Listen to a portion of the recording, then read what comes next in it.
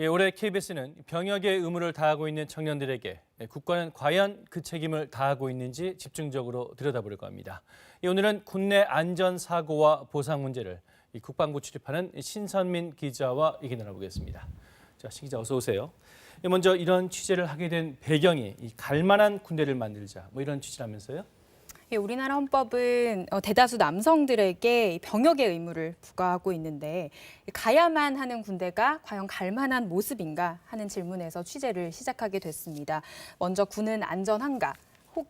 혹시라도 사고가 났다면 보상은 적절히 이루어지고 있는가? 이 문제부터 들여다봤습니다.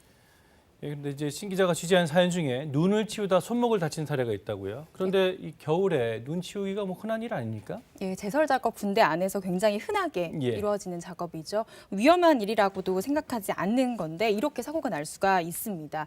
이 청년은 지붕 위에서 제설 작업을 하다가 추락해서 손목뼈가 부러졌는데 원래는 경호학과에 다니던 학생이었는데 군에서 입은 부상 후유증 때문에 꿈을 포기하게 됐고 이 보훈보상연금으로 생활하고 있습니다.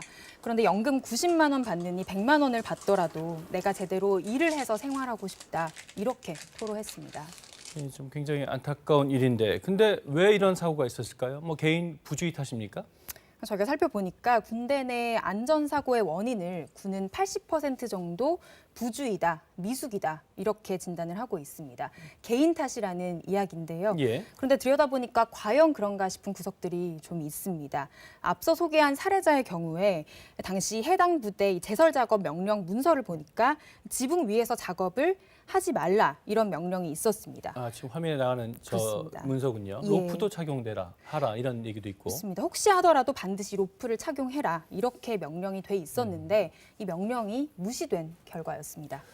그러니까 개인 탓으로 돌릴 수 없는 문제란 말씀이신 거죠. 그러면 이런 국내 안전사고가 해마다 얼마나 됩니까? 그래서 군대가 많이 좋아졌다고는 하지만 최근 5년간 통계를 보니까 안전사고가 한 해 70건 정도 있었고 해마다 20명 정도가 숨졌습니다. 육군에서는 장갑차나 군용 트럭을 몰다가 나는 교통사고가 잦았고 이 해군에서는 함정이 입항할 때 이 배가 떠내려가지 않게 묶는 홑줄 작업을 하다가 사고가 반복이 됐습니다. 굉장히 사고가 다양하네요.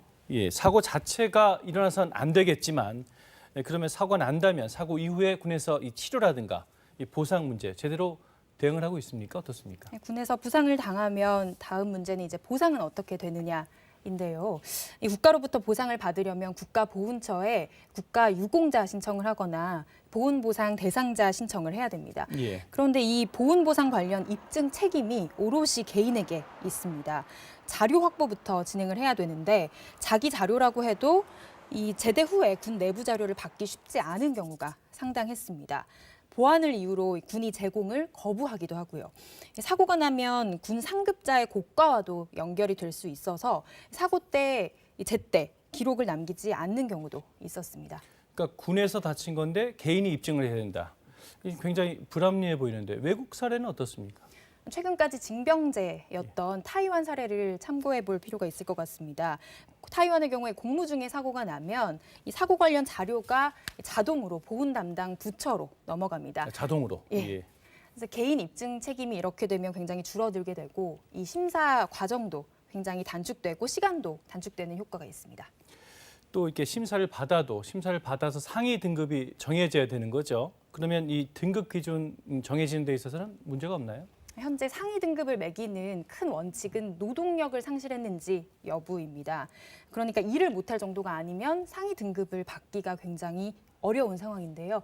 취재진이 만난 김모 씨는 육군 포병으로 복무를 하다가 훈련 중에 이 트레일러에 발가락을 찍혀서 2개가 일부 절단이 됐는데 상위 등급을 받지 못했습니다. 엄지발가락 절단의 경우에는 활동에 치명적이라고 보는데 나머지 발가락은 훨씬 까다롭게 보는 겁니다.